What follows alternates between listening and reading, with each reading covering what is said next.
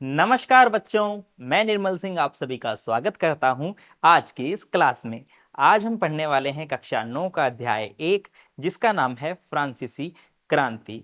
इस अध्याय का भाग 5 है दासों का उन्मूलन और क्रांति के पश्चात रोजाना की जिंदगी। इस पूरे अध्याय में हम जानेंगे कि फ्रांस की क्रांति किन किन कारणों की वजह से होती है, किन किन अधिकारों की मांग फ्रांस की जनता द्वारा की जाती है और फ्रांस की क्रांति में दासों के साथ क्या व्यवहार होता था, महिलाओं की क्या स्थिति थी और क्रांति के पश्चात रोजाना की जिंदगी किस प्रकार की थी। सारी बातें हम करने वाले हैं। इस भाग में हम ये कॉम्पिटेंसी डेवलप करेंगे कि दासों की मुक्ति से संबंधित कानून कब पारित होते हैं और क्रांति के पश्चात फ्रांस के समाज में क्या क्या परिवर्तन आते हैं। चलिए तो शुरू करते हैं। सबसे पहले दासों के उन्मूलन से संबंधित बात देखिए। अगर हम दास की बात करें तो दासों के साथ जो व्यापार है, हम कह सकते हैं कि दासों के साथ जो समस्या थी वो व्यापार की समस्या थी, दास व्यापार की समस्या। दासों का व्यापार होने लग गया था। ठीक है, तो सबसे बड़ी समस्या थी दास व्यापार। अच्छा, आप कहोगे कि गुरुजी इन दासों का व्यापार क्यों किया जाता था? व्यापार करने के पीछे जो सबसे बड़ा कारण था वह था बागान। बागानों में श्रम की कमी। अब देखिए, बागान मालिकों के पास में बड़े बड़े बागान थे, लेकिन यहां श्रम की कमी थी। अब इसी श्रम की पूर्ति के लिए यूरोप, अमेरिका और अफ्रीका के बीच में त्रिकोणात्मक दास व्यापार की शुरुआत हो जाती है। ठीक है, तो बागानों में श्रम की कमी को पूरा करने के लिए एक त्रिकोणात्मक या हम कह सकते हैं त्रिकोणीय दास व्यापार शुरू होता है अफ्रीका, अमेरिका और यूरोप में। यह है दास व्यापार। अब देखिए, इन दासों के साथ क्या किया जाता था।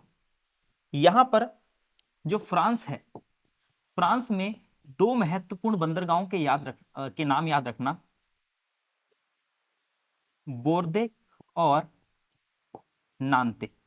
ये बोर्दे और नान्ते बंदरगाह जो है, यहां से जहाज जाते थे अफ्रीकी देशों में और वहां से जो है दासों को लेकर आते थे। इन दासों को दागा जाता था और इन पर हथकड़ियां जो है लगा दी जाती थी। ठीक है, और फिर इन्हें जहाज में बिठाकर कहां ले जाया जाता था? कैरिबियाई देशों में। कैरिबियाई देशों में ले जाया जाता था और यहाँ कैरिबियाई देशों के अंदर बागान थे तंबाकू के। ठीक है, तंबाकू के और अन्य वस्तुओं के बागान हुआ करते थे, कॉफी के बागान हुआ करते थे। यहाँ पर इन दासों को जो है काम में लगाया जाता था। तो यह जो स्थिति है बड़ी ही खतरनाक थी दासों के लिए। दासों से दिन रात काम करवाया जाता था। तो इस प्रकार की स्थिति को देखते हुए जैकोबिन सरकार जो है वह कुछ महत्वपूर्ण कदम उठाती है और दासों के उन्मूलन से संबंधित कानून पारित किए जाते हैं। देखिए, यहां हम एक तस्वीर देख रहे हैं, जो तस्वीर दासों के उन्मूलन को दर्शा रही है, दासों की स्वतंत्रता को दर्शा रही है। यहां पर देखिए, कुछ आपको व्यक्ति दिखाई दे रहे हैं जो अधनंगे हैं, जिन्होंने पूरे वस्त्र नहीं पहने हैं।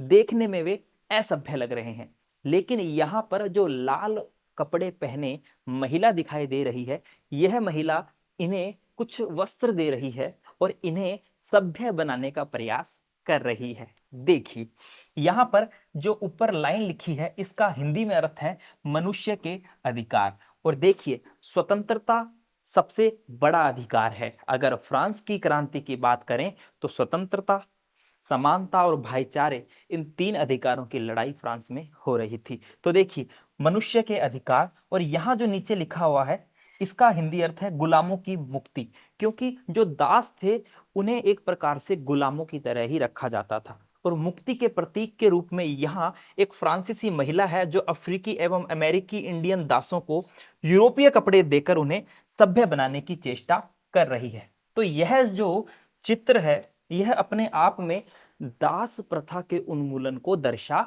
रहा है। ठीक है, चलिए अब वही बात कि दास प्रथा का उन्मूलन किया जा रहा था तो दासों के साथ क्या व्यवहार किया जाता था। तो वही जो मैंने आपको मुख्य बात बताई कि दासों का व्यापार शुरू हो गया था। और ये जो दास प्रथा का उन्मूलन है इसमें जैकोबिन सरकार बड़ी ही महत्वपूर्ण भूमिका निभाती है। देखिए, फ्रांसीसी उपनिवेशों में दास प्रथा का उन्मूलन जैकोबिन शासन के क्रांतिकारी सामाजिक सुधारों में से एक था। ठीक है, बागान मालिकों द्वारा श्रम की पूर्ति के लिए इन दासों को लाया जाता था और यूरोप, अफ्रीका, अमेरिका इन तीनों के बीच में जो है त्रिकोणीय दास व्यापार की शुरुआत हो गई। अब देखिए दोस्तों, वही बात, दास व्यापार 17वीं शताब्दी में शुरू हुआ था और फ्रांस के जो सौदागर है वह बोर्दे और नान्ते बंदरगाहों से जो है जहाज भेजा करते थे और उनमें दास भरकर लाए जाते थे। दासों को कैरेबियाई देश भेज दिया जाता था। जो कैरेबियाई उपनिवेश है जैसे कि मोर्टिनिक, गोडेलोप और सैन डोमिंगो, यहां पर नील, चीनी और कॉफी इनकी आपूर्ति होती थी। यानी कि यह जो कैरिबियाई उपनिवेश है ये नील के, चीनी के, कॉफी के और तंबाकू के आपूर्ति करता थे और यहाँ पर जो है दासों को लाया जाता था जहाजों में भर भर के हथकड़ियां पहनाकर और उन्हें दाग दिया जाता था। दागने से तात्पर्य क्या है? दागने से तात्पर्य है कि उनके शरीर पर कोई निशान लगा दिया जाता था जिससे उनकी पहचान हो सके कि ये व्यक्ति दास है। चलिए, तो जहां स्थानीय सरदारों से दास खरीदते थे, यानी कि बोर्दे और नान्ते जो बंदरगाह है वहां से दास जहाज भरकर लाए जाते थे और फिर स्थानीय सरदार जो है दास खरीद लेते थे।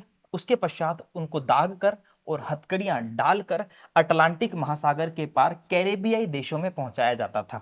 अब यहां पर जो है पहुंचाकर क्या किया जाता था? उनसे श्रम करवाया जाता था, श्रम की पूर्ति करवाई जाती थी। उन्हें जो है बागान मालिकों को बेच दिया जाता था और इस प्रकार बागान मालिक जो है वह दासों से श्रम करवाया करते थे। और इसी प्रकार दास श्रम के बल पर ही क्या हुआ? यूरोपीय बाजारों में चीनी, कॉफी, नील की मांग को पूरा किया गया। और जो महत्वपूर्ण फ्रांसीसी बंदरगाह थे बोर्दे और नॉन्ते, ये दोनों काफी प्रसिद्ध हो चुके थे। किस व्यापार के लिए? दास व्यापार के लिए। अब देखिए, एक प्रकार से व्यक्ति का व्यापार करना यह भी गलत है ना। इसलिए इस प्रथा का उन्मूलन होना स्वाभाविक सी बात थी। तो बोर्दे और नान्ते बंदरगाह दास व्यापार के बड़े समृद्ध नगर बन गए थे और 18वीं सदी में फ्रांस में दास प्रथा की कोई ज्यादा निंदा नहीं हुई। 17वीं सदी के अंदर जो है दास प्रथा की शुरुआत हमको देखने को मिलती है। 18वीं सदी तक ज्यादा निंदा नहीं होती है क्योंकि जो बड़े बड़े व्यापारी थे उनके लाभ जुड़े हुए थे इन्हीं दासों के साथ। क्योंकि दास जो है वह बागानों में काम करेंगे, श्रम की पूर्ति करेंगे जिससे तंबाकू, चीनी, नील, कॉफी इनका उत्पादन होगा और इन उत्पादन से जो सौदागर है वो इन वस्तुओं को व्यापार करेंगे, इन वस्तुओं से व्यापार व्यवसाय करेंगे। तो बड़े व्यापारियों को भी इनसे मुनाफा था। इसी वजह से बड़े व्यापारी भी कोई ऐसा कानून नहीं बनने देना चाहते थे जिसमें दास प्रथा के उन्मूलन से संबंधित बातें हो। तो देखिए, दास व्यापार पर निर्भर व्यापारियों के विरोध के भय से नेशनल असेंबली में कोई कानून पारित नहीं किया गया। क्यों? क्योंकि बहुत सारे व्यापारी जो है वो दास व्यापार पर निर्भर थे। इस वजह से नेशनल असेंबली के अंदर कोई कानून पारित नहीं किया जाता है। लेकिन 1794 के कन्वेंशन ने फ्रांसीसी उपनिवेशों में सभी दासों की मुक्ति का कानून पारित किया था और 10 वर्ष पश्चात नेपोलियन ने दास प्रथा को पुनः लागू कर दिया था। यानी कि 1794 का जो कन्वेंशन है उसमें फ्रांसीसी उपनिवेशों में सभी दासों की मुक्ति को जो कानून है वो पारित करने की बात होती है। लेकिन 10 वर्ष पश्चात यानी 1804 के अंदर जो नेपोलियन है वह फ्रांस का क्या बनता है? राजा बनता है और 10 वर्ष पश्चात नेपोलियन ने दास प्रथा पुनः शुरू कर दी थी। इट मींस कि दास प्रथा का उन्मूलन अभी पूरी तरीके से नहीं हुआ है, अब इसका उन्मूलन होगा। आगे हम देखते हैं। देखिए, बागान मालिकों को अफ्रीकी निग्रो लोगों को गुलाम बनाने की स्वतंत्रता मिल गई कि भाई अगर आपको गुलाम बनाना है तो आप अफ्रीकी निग्रो लोगों को गुलाम बना सकते हो। ये निग्रो लोग कौन थे? तो प्यारे बच्चों, जो अफ्रीका है वहां जो सहारा रेगिस्तान है, तो अफ्रीका के सहारा रेगिस्तान के दक्षिण में रहने वाले जो स्थानीय लोग हैं उन्हें निग्रो कहा जाता है। तो फाइनली निग्रो जो है इन्हें दास बनाने की, या हम कह सकते हैं इन्हें गुलाम बनाने की स्वतंत्रता मिल जाती है। और दासों के उन्मूलन संबंधी जो कानून है वह 1848 में पारित हो जाता है। फ्रांसीसी उपनिवेशों से अंतिम रूप से दास प्रथा उन्मूलन कब हुई? 1848, 1848 में दास प्रथा का उन्मूलन हो जाता है। तो इस प्रकार हमने जाना कि दासों का व्यापार होता था। दासों का व्यापार जो है वह फ्रांसीसी बंदरगाह बोर्दे और नौन्ते से होता था, और इन बंदरगाहों से फिर उन्हें कैरिबियाई देशों में ले जाया जाता था। वहां पर बागान मालिकों को बेच दिया जाता था। बागान मालिक जो है वह उन्हें बागानों में श्रम करवाते थे। श्रम करवाने के पश्चात जो है व्यापारियों को भी मुनाफा होता था। चाय है, चीनी है, कॉफी है, तंबाकू है, नील है, इन सब की आपूर्ति होती थी।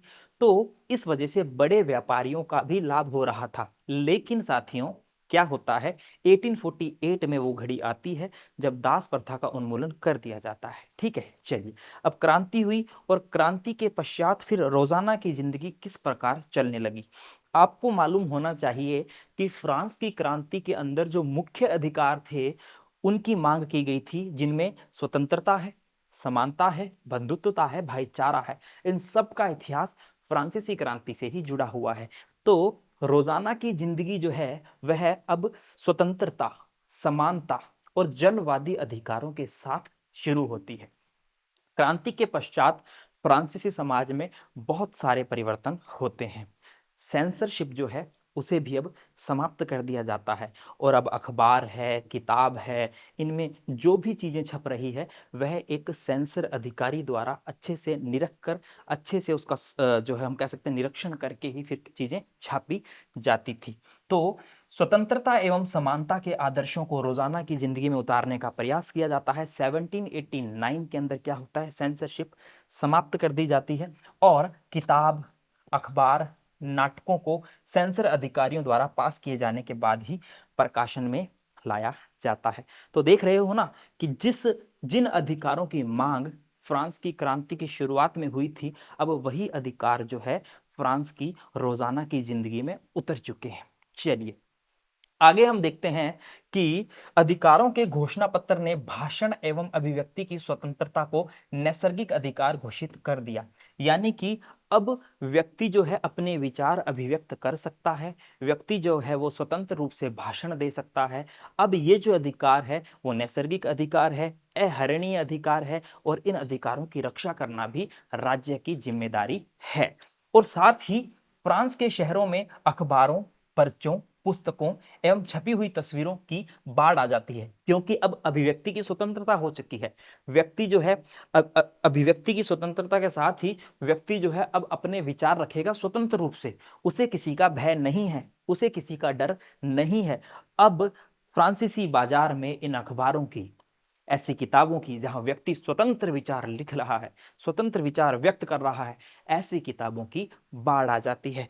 और फ्रांस में घट रही घटनाओं एवं परिवर्तनों पर उसमें क्या होती है, टिप्पणी होती है। अब लोग खुलकर लिख रहे हैं कि क्या चीज फ्रांस में सही घटित हो रही है और क्या चीज गलत है। इनके बारे में खुलकर लोग टिप्पणी करने लगे हैं, क्योंकि अभिव्यक्ति की स्वतंत्रता जो लोगों को मिल चुकी है ना। देखिए स्वतंत्रता के दम पर आज हम भारत में भी बात करें तो व्यक्ति के पास मौलिक अधिकार है, व्यक्ति अपने अधिकारों का अच्छे से प्रयोग करता है, ठीक है, ताकि उसके हितों की रक्षा हो सके। आइए आगे देखते हैं। प्रेस की स्वतंत्रता का मतलब क्या है? किसी भी घटना पर परस्पर विरोधी विचार व्यक्त करना, यानी कि हमें आलोचनात्मक तरीके से, हम कह सकते हैं कि आलोचनात्मक टिप्पणी करना, अगर उसमें कोई गलती है तो उसकी गलतियों को भी उजागर करना। ठीक है, यहां पर क्या है, प्रेस की स्वतंत्रता का मतलब है किसी भी घटना पर परस्पर विरोधी विचार व्यक्त करना होता है। यानी कि अगर कोई घटना गलत है तो उसके बारे में गलत लिखो, अगर कोई घटना सही है तो उसके बारे में सही लिखो। ठीक है, चलिए, प्रिंट माध्यम का उपयोग करके एक पक्ष ने दूसरे पक्ष को अपने दृष्टिकोण से सहमत करने की कोशिश की। नाटक, संगीत और उत्सवी जुलूसों में लोग जाने लगे। अब कुल मिला के लोग जो है स्वतंत्रता पूर्वक जीवन जी रहे हैं, अपने जो मन के जो विचार है वो स्वतंत्र रूप से रख रहे हैं, उन्हें अब अधिकार प्राप्त हो चुके हैं, नाटकों में, जुलूसों में स्वतंत्र रूप से शामिल हो रहे हैं। तो इस प्रकार से फ्रांस की जो रोजाना की जिंदगी है वो पूरे अधिकारों के साथ, जिम्मेदारी के साथ, व्यक्ति की स्वतंत्रता के साथ, जनवादी अधिकारों के साथ शुरू हो रही है।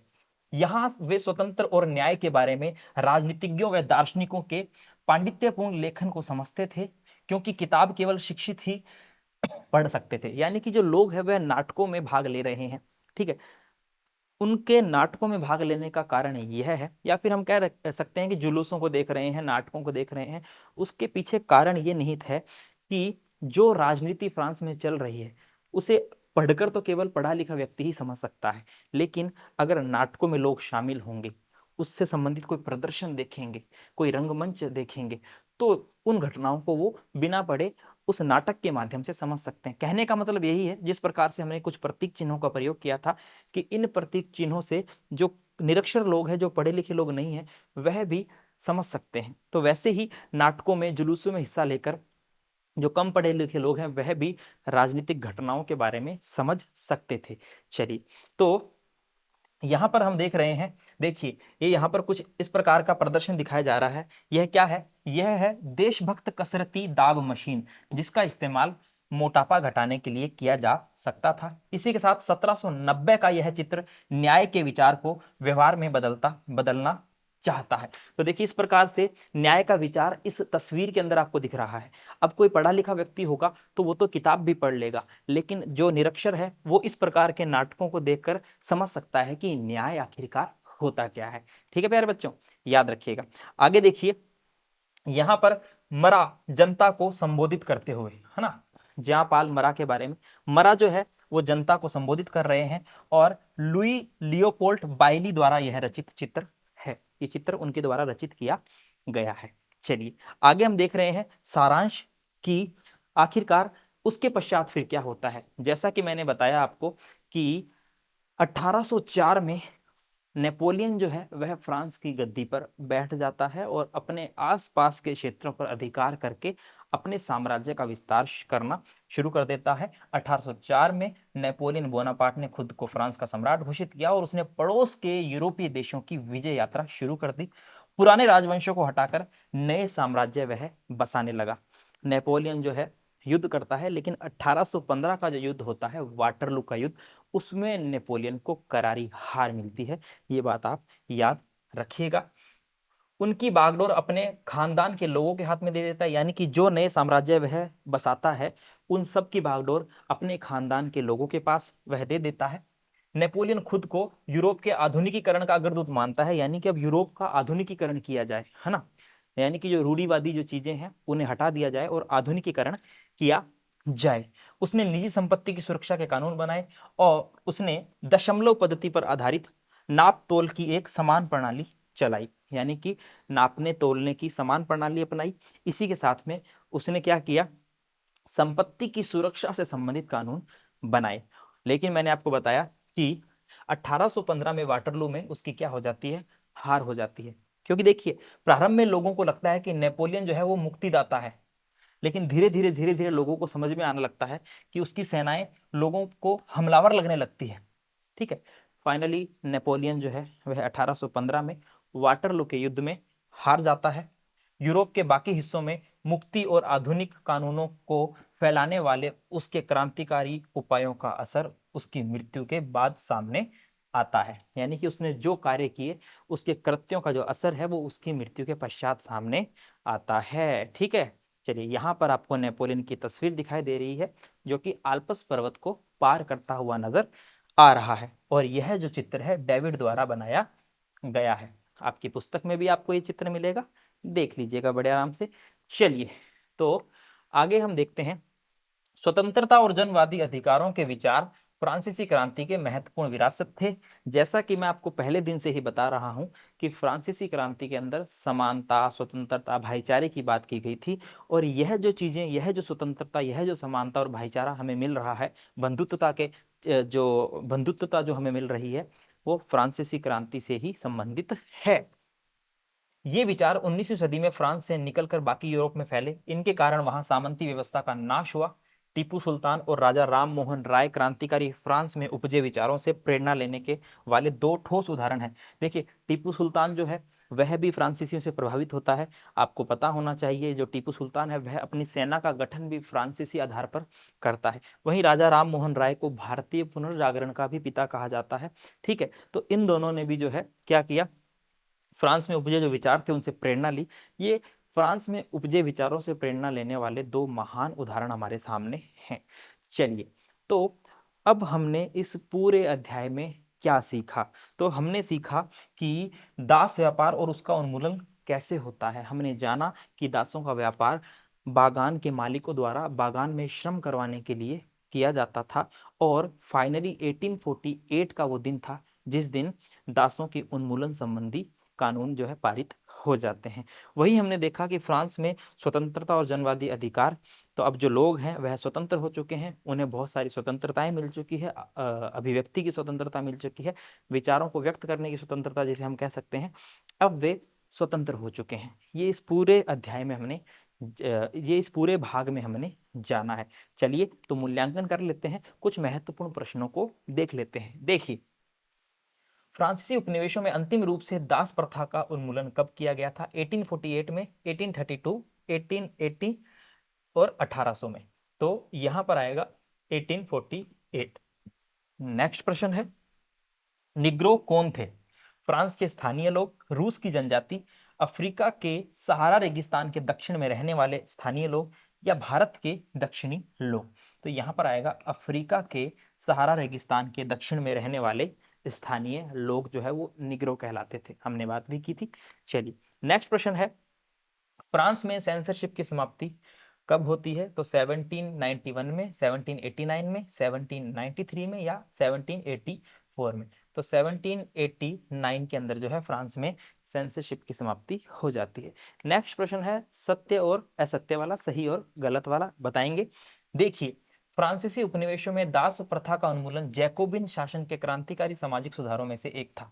क्या ये बात सही है या गलत है? तो ये बात बिल्कुल सही है। नेक्स्ट है, फिल इन द ब्लैंक्स में नेपोलियन बोनापार्ट ने खुद को फ्रांस का सम्राट घोषित किया। यानी कि नेपोलियन कब अपने आप को फ्रांस का सम्राट घोषित करता है? तो 1804 के अंदर, याद रखिएगा। चलिए, तो यह भाग यही समाप्त होता है। मिलते हैं नेक्स्ट भाग में। धन्यवाद।